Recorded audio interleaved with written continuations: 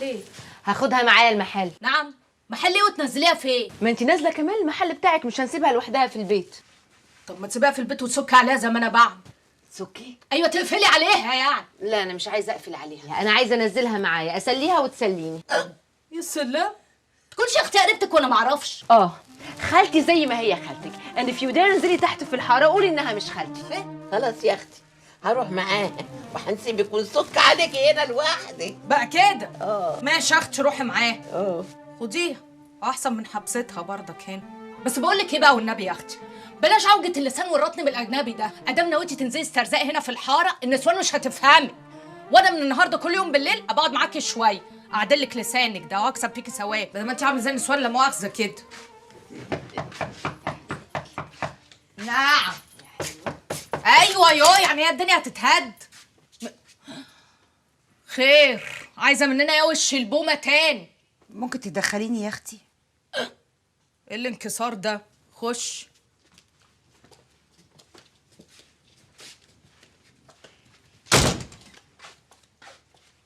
مين دي؟ دي نواله خالتي جارتنا.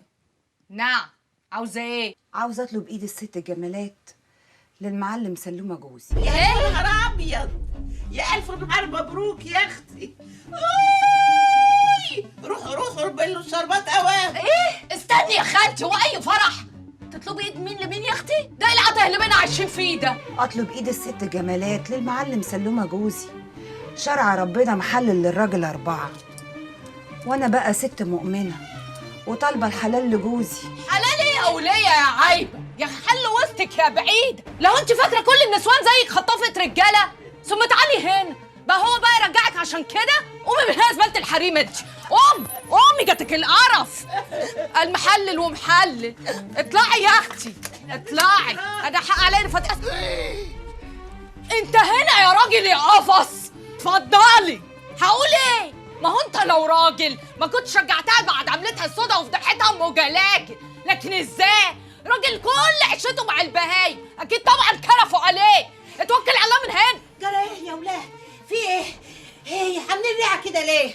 انت مالك انت يا برده؟ انت حدك حشرك، حد جاب سيرتك واحده وباقيه على جوزها، انت مالك؟ لعلمك انا مستحملك برضو عشان الست جمالات. ما تسيبي صاحبة الشأن تقول رأيها. هو انت اللي ترحمي ولا تخلي رحمة ربنا تنزل؟ يا راجل انت اتهبلت ولا واخد لك حبيتين جراء؟ صاحبة شأن مين دي اللي تقول كلمتها؟ انت شكلها راحت منك خالص. الست جمالات قالت ان هي مش عايزه تتجوز على ضره عشان ما تظلمهاش. انا جايب الضره لحد عندها تطلب ايديها وتقول لها موافقه امين. عاوزه ايه تاني؟ يا خرابي، لا هي جايه بنفسها عشان تطلب ايد البنيه بسلامته. لا حول ولا قوه الا بالله، على ذل وكسره نفس البني ادم اللي تخليه يعمل ايتها حاجه. وبعدين معاكي بقى يا الله. ست جمالات، انا جاي وطالب ايديك على سنه الله ورسوله، وهكتب لك شقه مطرحين وصاله في عمارتي اللي فيها المحل. هكتبها باسمك بيع والشراء، وهشطبها لك سوبر لوكس، وكمان هجيب لك عفش جديد من دمياط، وكل اللي تطلبيه مجاب، وهعمل لك الخد ده مداس، والخد التانيه الفرده التانيه من المداس. هو انت يا معفن يا متخلف فاكر نفسك ايه؟ عشان راجل يبقى من حقك تتجوز وتطلق وتتجوز تاني؟ هو انت ما بتحسش؟ ما عندكش دم؟ ومراتك الغلبانه المسكينه دي ذنبها ايه تذلها وتهينها وتخليها تيجي تطلب لك ايد واحده تانيه؟ هو انت ما بصيتش لنفسك في المرايه قبل ما تسمح لنفسك انك تفكر تطلب ايدي؟ وانا برايك هبص لك على ايه؟ عشان ايه؟ انت اتفه واحقر من انك تكون بني ادم. عظمه على عظمه جولي. جدع بنت. لا كده انا هخليك انت والمحروسه قريبتك تيجوا تلحسوا جزمتي عشان ما تردكمش في الشارع. طب قسما عظمه نرميكوا في الشارع رميه الكلاب حتى لو جبتولي مال قارون. ماشي يالا هتقعوا مني فين؟ مسيرك يا لحمه تجيني على المفرمه.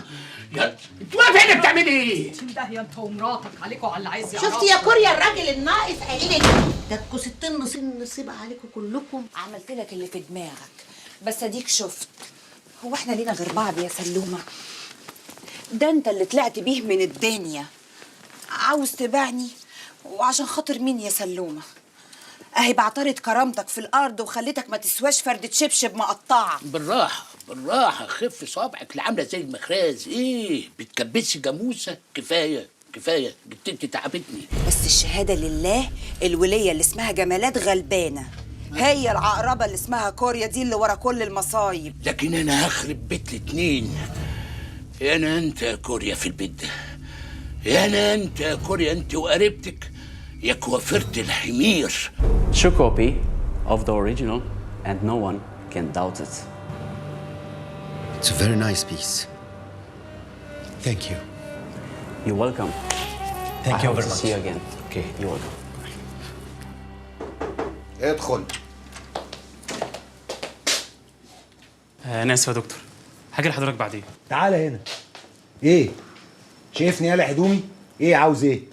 القضيه بتاعت الشركه المتحده كنت عايز ابلغ حضرتك بالتطورات بتاعتها. مش عايز اعرف اي حاجه. ومش حضرتك محامي؟ ايوه.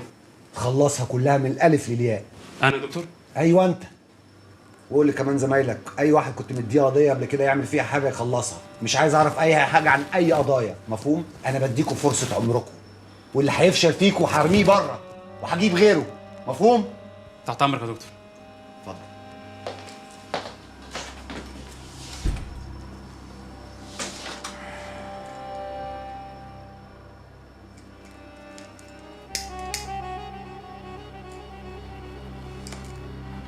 ايوه رجاء، ازيك؟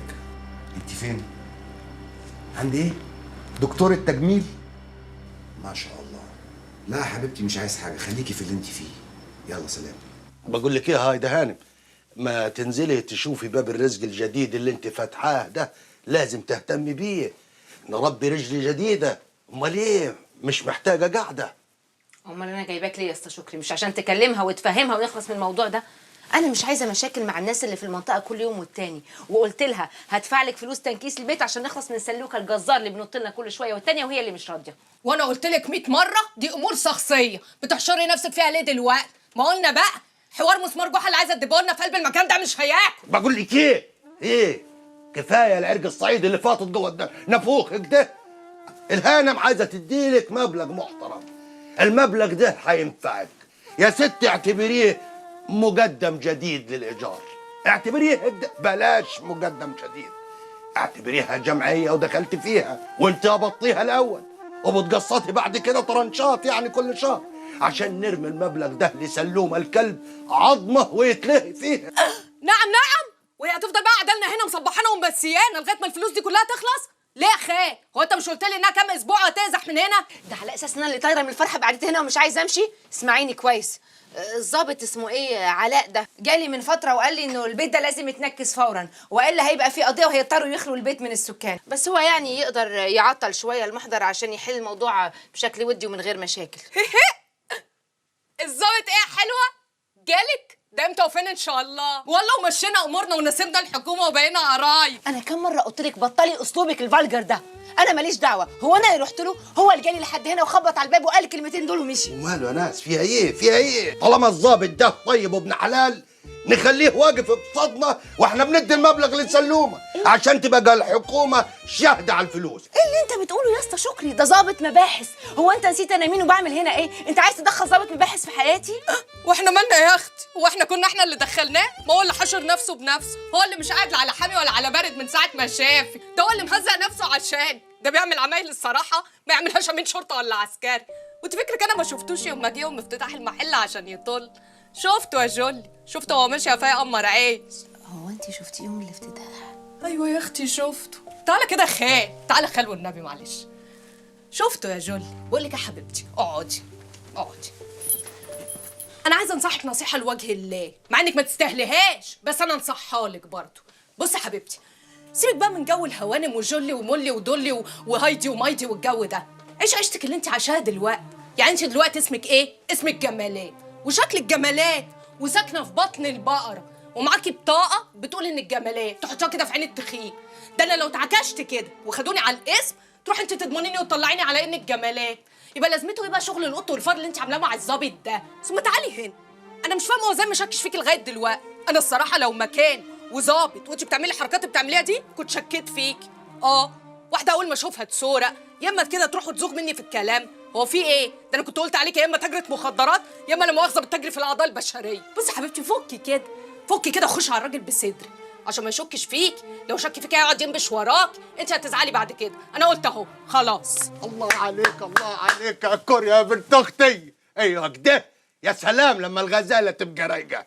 كلامك ده دخلنا خشيش يا بنت. اي خدمة خير. بقول لك ايه، معاكي موبايله؟ ها؟ يو نمرته يعني. لا انا مش معايا نمرته، انا معايا كارته. لا هو مش معايا، هو اداني كارته بس انا ضيعته. طب خشي يا اختي دوري عليه، خش دوري عليه وانا هكلمه وارسيه على الحوار كله. خش حبيبتي ربنا يهديكي. خش حبيبي، انا بعت كل حاجه عشانك انت. انا عاوزه احس ان انت ليا لوحدي. وبعدين يا مروان، لو انت بتحبني بجد ما كنتش هتبقى معترض على الجواز بالطريقه دي. انا مش عاوزه اتجوزك عشان خاطر الفلوس ولا عشان خاطر اي حاجه. انا عاوزاك انت بس. يا حبيبتي، احنا مش اتفقنا ما نتكلمش في موضوع الجواز ده تاني؟ وبعدين انا مش فاهم ايه فايدته الجواز يعني؟ ما احنا الاتنين عايشين مع بعض اهو، احسن من اي اتنين متجوزين. وبعدين بص حواليك هنا في المكان اللي احنا عايشين فيه، بيبقوا عايشين مع بعض ومخلفين عيل والتاني والتالت والخامس، وبعدين بيفكروا اذا كانوا يتجوزوا ولا لا. بطلي بقى يا حبيبتي، بطلي الحاجات القديمه دي. انا بحبك قوي. ها يا حبيبي.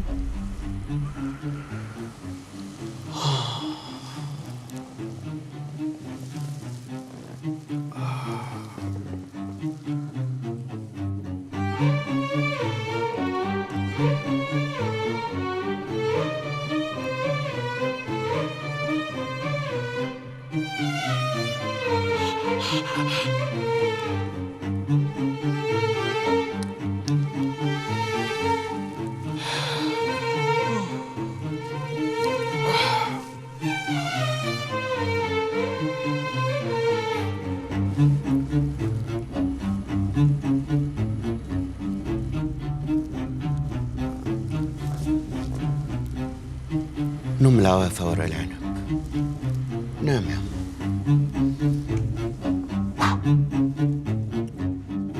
ايه يا سوكا جو تامر حسني اللي انت عايش فيه ده؟ ما تنشف يالا، انشف ياض يا سوكا. احنا اللي زينا ما ينفعش يفرمل عشان يقف يزعل.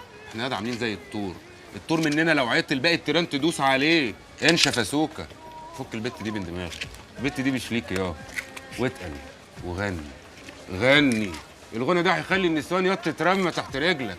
ما تبصش وراك يا صاحبي عشان رقبتك ما تتلوحش. مجننة يا صاحبي، لا عارف اشوفها ولا عارف اكلمها، واذيتها في شغلها واذيتها عند اهلها، مش عارف اعمل ايه يا صاحبي. انت خبق يا سوكا بجد وربنا، انت خبق يا جو. النحناح ده ما بقاش ياكل. اركب على كتف اللي قدامك عشان تطلع، ولو وقع اردم على امه. فكك بالبت دي يا سوكا، البت دي مش بتاعتك. اتقل عشان تاخد حاجه نظيفه يا واحده كده مستريحه ومعاها فلوس. ما تخيبش خيبه اخوك يا سوكا، ما تخيبش خيبه اخوك. انا مش زيك يا كبتاجي، وعمري ما هبقى زيك. بقول لك ايه، صوابعك مش زي بعضها. انا ياما اتمشى شويه، حاسس ان الدنيا كلها جايه على صدري. ربنا يهديك يا صاحبي، سلام. الواد سوكا بقى يتفرج على تركي كتير، الواد ضاع.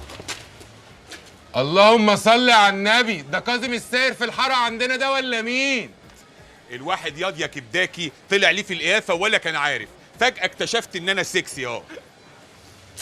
ودي قلبتها دي من واحد ده ولا ايه يا طاعون؟ لا لا لا لا، انت تعرف عني كده يا صاحبي، دي بدله الشغل. اصل اخوك اشتغل بودي جارد في الكباريه ياض اللي سهرنا فيه اخر مره ساعه ما سبتنا ومشيت مع الوليه القرشانه.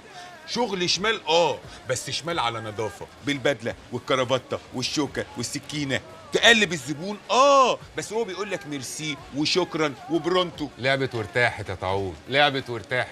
طب ما تاخدنا يا عم على جناح، ده اللي يطير لوحده يقع يا صاحبي. انا نازل بدري دلوقتي عشان مدير الصاله يفطمني على الشغل، اقول له شوف لك على شغلانه. لا شغل مره واحده، انت خدمتك ليا ان انت تسهرني سهره في الكباريه ده وانا عارف سكه. يا قليل الادب، عينينا اعتبر الكباريه كباريهك والطاعون طاعونك. يد انا بحبك عيب، اصحاب انا وانت ولا فاكرين الماضي لا مؤاخذه ولا اهبى. انا بقى يا برنج، سلام سلام يا هيم.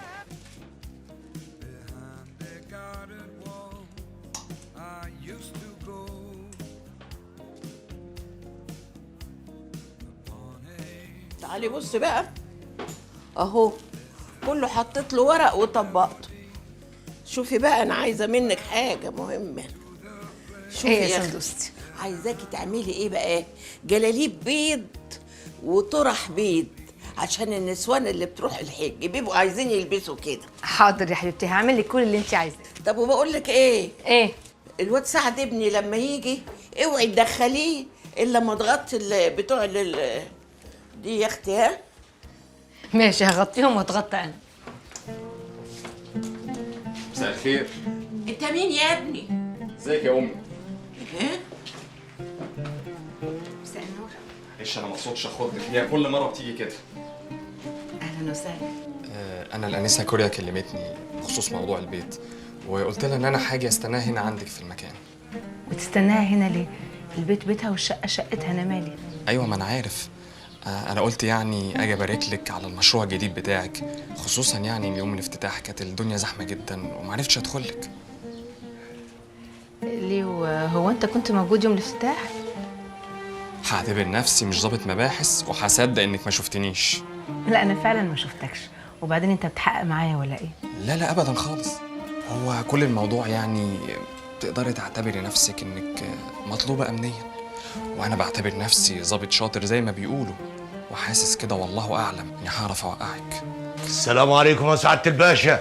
عليكم السلام ورحمه الله وبركاته. ازيك يا باشا؟ اهلا بيك. منور الدنيا كلها. انا قلت اجيلكوا كده نقعد لوحدنا الاول عشان اشوف طلباتكم ايه. نورت يا بيه. احنا جايين علشان نقول كلمتين او رد غطاء. اتفضلوا تحت امركم. بص يا سعاده الباشا، الراجل سلومه صاحب البيت ده راجل واطي ياكل مال النبي. احنا جهزنا له الفلوس وتصرفنا له فيها، بس عايزين نديها على ايد الحكومه. ليه بقى؟ علشان لما يقفش الفلوس لو فكر بس انه يقل معانا ولا يلعب معانا الدنيئه، الحكومه هي اللي تتصدر له مش احنا. بس انا شايف برضو ان احنا لازم نمشي الموضوع ودي، لان انتوا في الاول وفي الاخر جيران وشكوا في وش بعض. عموما احنا هنقفل المحضر اللي هو عامله عشان التنكيس بالتصالح، وهنحط تاريخ جديد لبدايه اعمال التنكيس، وده طبعا عشان تقرير الحي. وانا كده كده هعمل لكم محضر بالصلح، وهاخد لكم عليه تعهد بعدم التعرض. صح، عين العقل يا باشا. ايوه بالذات بقى يا باشا موضوع عدم التعرض ده. ليه بقى برضو؟ علشان هو من ساعه ما تقدم لها عشان يطلب ايدها وهي رفضته وقالت ما يلزمنيش، وهو شايل منها ومعبي، عايز ينتقم مننا كلنا كده. لا طبعا، وانا ما اقبلش ان اي حد يضايقكم او يتعدى عليكم